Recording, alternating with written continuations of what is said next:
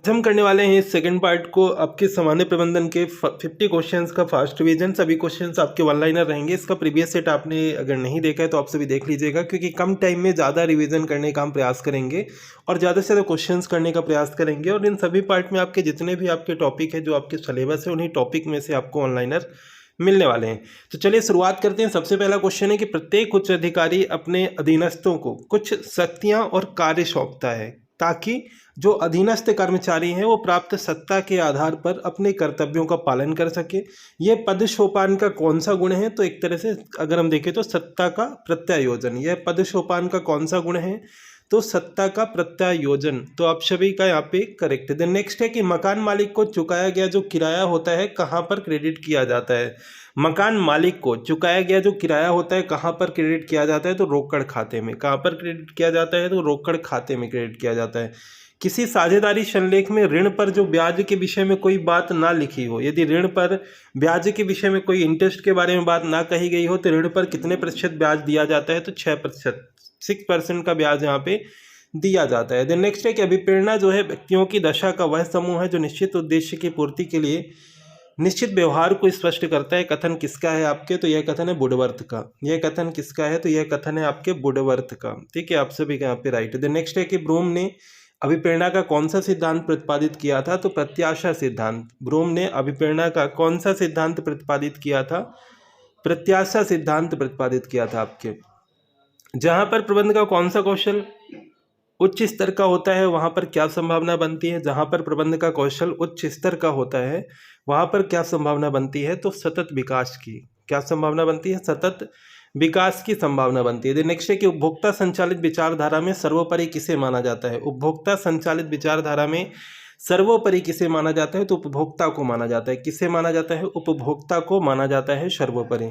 नौकरशाही सिद्धांत का प्रतिपादन किसने किया था? तो मैक्स वेबर ने किया था। नौकरशाही सिद्धांत का प्रतिपादन किसके द्वारा किया गया था? तो मैक्स वेबर के द्वारा किया गया था। ठीक है, नेक्स्ट यहाँ पे देखिए कुछ एक्स्ट्रा इन्फॉर्मेशन है आप सभी के लिए। गवर्नमेंट एग्जाम स्कॉलरशिप 21 जनवरी से आपके लिए प्रोवाइड हो रहा है। देन आपके देखिए 2000 मोस्ट इंपॉर्टेंट क्वेश्चंस का यूनिट वाइज आपके लिए फुल लेंथ टेस्ट आपको प्रोवाइड किया जा रहा है। अनअकैडमी इंट्रोड्यूस कर रहा है नोट्स MBBS एग्जाम्स के कौन कौन से बैच चल रहे हैं। तो ये आप देख सकते हैं जनवरी मंथ के बैच, दिन आपके विजय पथ जो आपके इंपॉर्टेंट MCQ का, एंड आपके रैपिड रिवीजन बैच है 19 जनवरी से कंप्लीट बैच आपके। ये सभी आप सभी देख सकते हैं। MP exam stand code apply करके, अभी रिपब्लिक 20 कोड अप्लाई करके, इन कोड को अप्लाई करके आप 20% का डिस्काउंट यहाँ पे ले सकते हैं। देन अगला क्वेश्चन है कि स्टॉक क्या है आपके? तो स्टॉक जो है ना आपकी चालू संपत्ति का एक भाग जो कि उत्तरदायित्व और प्राधिकार में संतुलन क्यों आवश्यक है? तो यहाँ पे अगर हम देखें एक तरह से आपके क्वेश्चन, दो क्वेश्चन, जैसे स्टॉक क्या होता है? तो चालू संपत्ति का एक भाग होता है। ठीक है, चालू संपत्ति का एक भाग होता है अगर हम देखें। और उत्तरदायित्व और प्राधिकार में संतुलन क्यों आवश्यक है? तो संगठन के उद्देश्यों की प्राप्ति के लिए संतुलन आवश्यक है। ठीक है, संगठन के उद्देश्यों की प्राप्ति के लिए संतुलन आवश्यक है। प्रबंध का संबंध किससे है? तो संगठन के विकास के साथ मानवीय व्यवहार से। संगठन के विकास के साथ मानवीय व्यवहार से संबंध है आपके प्रबंध का। नेक्स्ट है ख्याति क्या होता है आपके? एक स्थायी और अमूर्त संपत्ति होती है। ख्याति क्या होता है? कि स्थायी और अमूर्त संपत्ति होती है। खातों के प्रबंधन को क्या कहा जाता है? तो प्रबंध की लेखांकन कहा जाता है। किसी कर्मचारी का वेतन रोकना किस प्रकार की अभिप्रेरणा में आता है? तो किसी कर्मचारी का वेतन रोकना ऋणात्मक अभिप्रेरणा में आता है। किसमें आता है? ऋणात्मक अभिप्रेरणा में आता है किसी कर्मचारी का वेतन रोकना। ठीक है, नेक्स्ट है यहाँ पे सभी पक्षकारों को वास्तविक परिणामों से अवगत कराना किसका उद्देश्य होता है? तो ये लेखांकन का उद्देश्य होता है। सभी पक्षकारों को वास्तविक परिणामों से अवगत कराना किसका उद्देश्य होता है? लेखांकन का उद्देश्य होता है। अंश या शेयर कितने प्रकार के होते हैं? 2 प्रकार के होते हैं। कौन कौन से? एक समता या साधारण अंश, या एक अधिमान या पूर्वाधिकार अंश। ठीक है, तो अंश या शेयर कितने प्रकार के होते हैं? तो 2 प्रकार के। कौन कौन से? समता या साधारण अंश, या अधिमान या पूर्वाधिकार अंश। ठीक है, नेक्स्ट है कि प्रशासन के ढांचे का निर्माण किस प्रकार की प्रणाली द्वारा होता है? तो आपके पद सोपान प्रणाली द्वारा। प्रशासन के ढांचे का निर्माण किस प्रकार की प्रणाली से होता है? तो पद सोपान प्रणाली से होता है। देन नेक्स्ट है कि उर्बिक के अनुसार संगठन के कितने सिद्धांत होते हैं? तो एक इंपॉर्टेंट क्वेश्चन है आपका। उर्बिक के अनुसार अगर संगठन के कितने सिद्धांत होते हैं पूछा जाए तो 8 सिद्धांत होते हैं। अगर यही लूथर गुलिक के अनुसार पूछा जाए कितने सिद्धांत होते हैं? तो 10 सिद्धांत होते हैं। लूथर गुलिक के अनुसार 10 सिद्धांत होते हैं, उर्बिक के अनुसार 8 सिद्धांत होते हैं। किसी लक्ष्य अथवा लक्ष्यों के समूह की ओर निर्देशित क्रियाओं में संतुलन बनाए रखना क्या कहलाता है? तो नियंत्रण कहलाता है। किसी लक्ष्य अथवा लक्ष्यों के समूह की ओर निर्देशित क्रियाओं में संतुलन बनाए रखना क्या कहलाता है? तो आप सभी को याद रखना है कि नियंत्रण कहलाता है। देन नेक्स्ट है कि सामाजिक मनोवैज्ञानिक संगठन किस प्रकार के संगठन है, तो ये आपके एक अनौपचारिक संगठन है। कैसा संगठन है? अनौपचारिक संगठन है, याद रखिएगा। अच्छा क्वेश्चन है। यहाँ पे दोनों क्वेश्चन देखिए, यहाँ पे अगर हम देखें सामाजिक मनोवैज्ञानिक संगठन किस प्रकार के संगठन है तो अनौपचारिक, और रचनात्मक कार्यात्मक संगठन किस प्रकार के संगठन के भाग हैं, तो ये भी अगर हम देखें तो औपचारिक संगठन के भाग हैं। किसके हैं? औपचारिक संगठन के भाग हैं। अब अगर हम देखें कि संगठन का अर्थ क्या है, तो संगठन का अर्थ है कर्मचारियों की व्यवस्था करना ताकि कार्य और उत्तरदायित्व के उचित विभाजन द्वारा निर्धारित उद्देश्यों को सरलतापूर्वक प्राप्त किया जा सके। यह कथन किसका है? तो जॉन एम गॉस का। यह कथन किसका है? तो जॉन एम गॉस का यह कथन है कि संगठन का अर्थ है कर्मचारियों की व्यवस्था करना ताकि कार्य और उत्तरदायित्व के उचित विभाजन द्वारा जो निर्धारित उद्देश्य है उनको सरलतापूर्वक प्राप्त किया जा सके। तो ये आपके जॉन एम गॉस का कथन है। नकारात्मक अभिक्रिया का उद्देश्य क्या है? तो भय से अभिप्रेरित करना। भय से अभिप्रेरित करना एक नकारात्मक अभिक्रिया हो जाएगी, नेगेटिव हो जाएगी। दिन यहाँ पे देखें तो प्रबंधकीय कार्यों की सफलता कुशल संचार पर निर्भर करती है। यह कथन किसका है? तो आप सभी को याद रखना है कि थियो हैमन का है। किसका है? थियो हैमन का कथन है। प्रबंधकीय कार्यों की सफलता कुशल संचार पर निर्भर करती है, और यह कथन है आपके थियो हैमन का। नेक्स्ट है कि जब व्यवसाय में लेन देन हेतु इलेक्ट्रॉनिक तरीका प्रयोग किया जाता है, क्या कहलाता है? तो यह कहलाता है ई कॉमर्स। क्या कहलाता है? ई कॉमर्स कहलाता है। नेक्स्ट है विपणन प्रबंध की विचारधारा का जन्म किस देश में हुआ है? तो आपके अमेरिका में हुआ है। विपणन प्रबंध की विचारधारा का जन्म किस देश में हुआ है? तो अमेरिका में हुआ है। प्रबंधन का कौन सा कौशल कर्मचारियों को प्रेरित करता है? तो अंतरवैयक्तिक कौशल जो है आपके कर्मचारियों को प्रेरित करता है। ठीक है, अंतरवैयक्तिक कौशल। नेक्स्ट है मानव संसाधन प्रबंधन किस रूप में कार्य करता है? तो शीर्ष प्रबंधन और कर्मचारियों के समन्वयक के रूप में।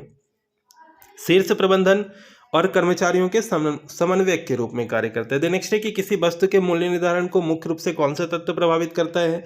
तो मांग प्रभावित करती है। कौन सा तत्व? मांग प्रभावित करती है। किसी वस्तु के मूल्य निर्धारण को मुख्य रूप से कौन सा तत्व प्रभावित करता है? तो मांग।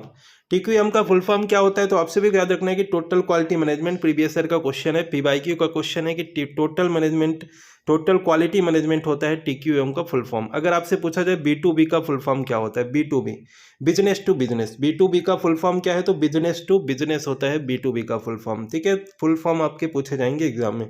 प्रबंध किस प्रकार का प्रयास है? प्रबंध एक सामूहिक प्रयास है। कैसा प्रयास है? प्रबंध याद रखिएगा, प्रबंध एक सामूहिक प्रयास है। किसी कर्मचारी को वेतन के अतिरिक्त जब पुरस्कार स्वरूप कुछ राशि प्रदान की जाती है तो यह क्या कहलाता है? तो आप सभी को याद रखना कि प्रोत्साहन कहलाता है। क्या कहलाता है? प्रोत्साहन।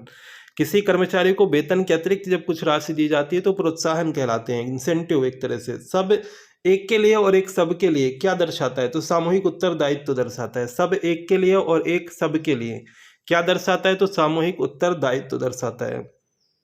अचानक से किया गया परीक्षण किसका एक रूप है?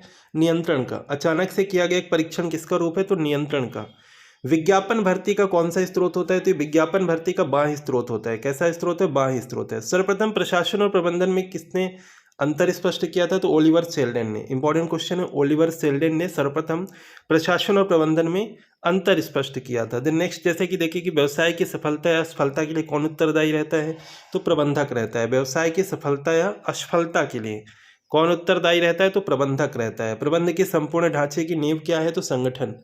प्रबंधन के संपूर्ण ढांचे की अगर हम नींव देखें ना तो एक संगठन है आपके। ठीक है, चयन प्रक्रिया का अंतिम चरण क्या होता है? तो प्रत्यादेश। चयन प्रक्रिया का अंतिम चरण होता है प्रत्यादेश। नेक्स्ट है कि किस सिद्धांत में संगठन का आकार पिरामिड की तरह दिखाई देता है?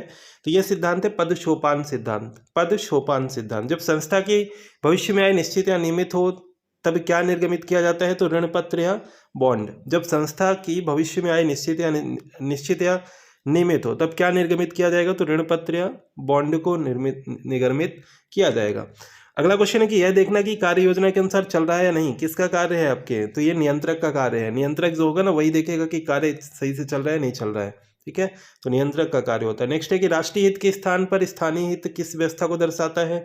तो ये एक विकेंद्रीकृत व्यवस्था को दर्शाता है। राष्ट्रीय हित के स्थान पर स्थानीय हित जो है किस व्यवस्था को दर्शाता है? तो विकेंद्रीकृत व्यवस्था को दर्शाता है। नेक्स्ट एंड लास्ट क्वेश्चन है कि भविष्य की क्रिया का वर्तमान में अनुमान लगाना क्या कहलाता है? तो नियोजन कहलाता है। जो भविष्य आगे फ्यूचर में क्या होने वाला है उसकी क्रिया का वर्तमान में कोई आप अनुमान लगाएंगे, एक प्लानिंग बनाएंगे तो क्या कहलाएगा? वही तो कहलाता है आपके नियोजन, प्लानिंग कहलाएगा। ठीक है, नेक्स्ट जैसे कि 120 डेज का आपका तेजस का बैच यहाँ पे चल रहा है। तेजस 120 डेज एमपीएससी प्रीलिम्स का आप सभी ज्वाइन कर सकते हैं। प्रीलिम्स एंड मेंस के ये बैच आप सभी यहाँ पे देख सकते हैं। दिसंबर मंथ के बैच दिन आपके देखें तो आपके पटवारी के बैच, ग्रुप 4 सब ग्रुप 4 के, ग्रुप 2 सब ग्रुप 4 के बैच, तो ये सब बैच आप सभी ज्वाइन कर सकते हैं। अभी करंट में अभी रिपब्लिक 20 ऑफ कोड अप्लाई करके आप सभी 20% का डिस्काउंट भी ले सकते हैं। फ्री एंड प्लस क्लासेस भी ज्वाइन कर सकते हैं।